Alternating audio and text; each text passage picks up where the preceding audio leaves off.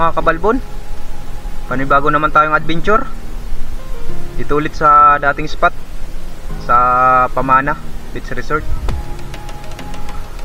Medyo low tide na at kasama ko ngayon si Darin. Ayan, Sambar City. Pinsan ko yan mga kabalbon. Bago ang lahat mga kabalbon, shoutout muna tayo. Shoutout kay MG Eric Adventure from Palawan. Mga kabalbon, wala kayong sawang sumuporta sa aking YouTube channel, Humalig Ako Vlog. Kung mapapadaan kayo ay huwag nyo kalimutang subscribe at pakiclick na rin ang notification bell para sa ganun ay lagi kayong updated sa aking mga bagong ina-upload. Update na lang mga kabalbon, nasa spot na tayo. Peace out.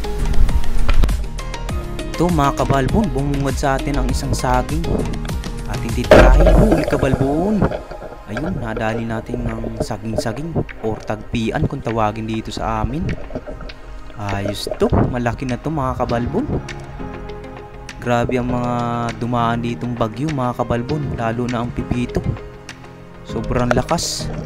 Pangalawang bumungad sa atin ang isang sulit. Huli kabalbon, ayun, nabigyan na natin mga kabalbon. Ayos to. May kaasawa ito mga kabalbon, kaso nga lang umalis na siya. Iniwan ito, talagang binigay sa atin to.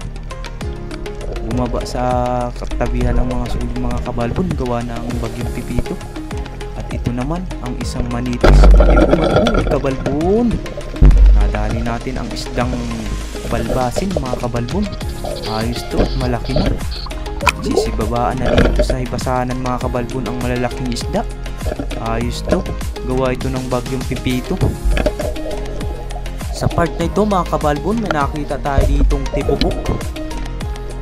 Manalang gabi mga kabalbon. Ayos ka, malaki na mga kabalbon.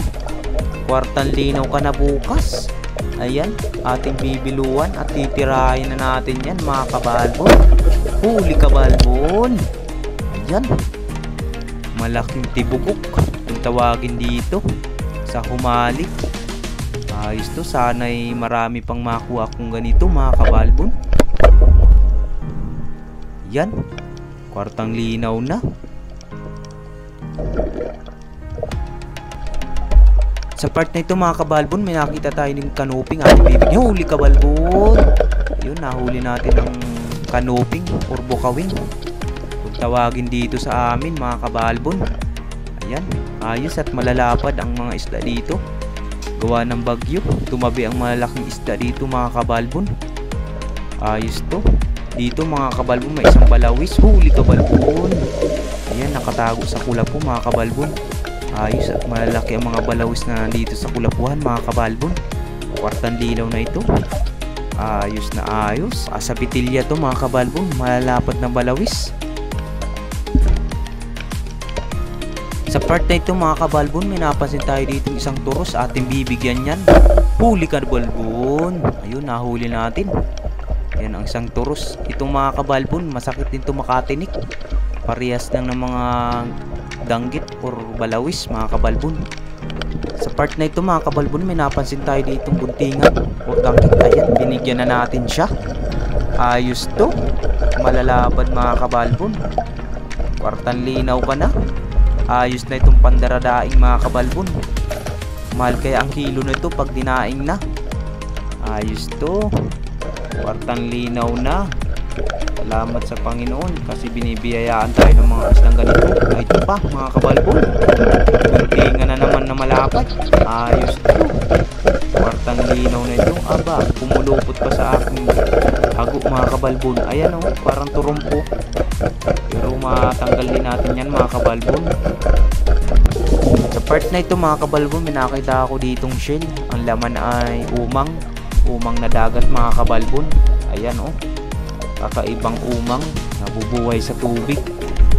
Sa part na ito mga kabalbon, may napansin tayo ditong danggit or guntingan, natin bibigyan. Ayan, nahuli natin ang isang guntingan. Ayos to, pandaradagdag sa ating nahuli kanina mga kabalbon. Itong mga gantong guntingan mga kabalbon, idadain ko na laang ito para mahal ang kilo. Ayos to, sana madagdagan pa dyan. Sa part na ito mga kabalbon, may napansin tayo ditong isang balawis at ibibigyan. Huli ka balbon! Tatago ka pa ha, nadiyan ka lang pala ha. Tago-tago ka pa sa kulapuhan. Ayan, nabigyan natin mga kabalbon ang isang malapad na balawis. Maganda. At bumaba ang mga isdang ganito mga kabalbon matapos ang bagyong Pipito. Mahigit hindi kami nasintro dito mga kabalbon. At kung nasintro kami, at talaga namang bunaw ang humalig mga kabalbon. So ito mga kabalbon, sobrang babaw. Ayan, nakakita tayo ng tibugok at dinampot na natin siya. At pinaikot-ikot ko na sa aking kamay mga kabalbon. Yan, kung makikita nyo, ating paliliyuhin muna bago kakagatin natin mga kabalbon. At sobrang babaw na talaga, duty tight ng maigi. Kaya naisipan kong maglakad-lakad mga kabalbon. At ito nga napansin natin ang isang tibugok or manalang gabi.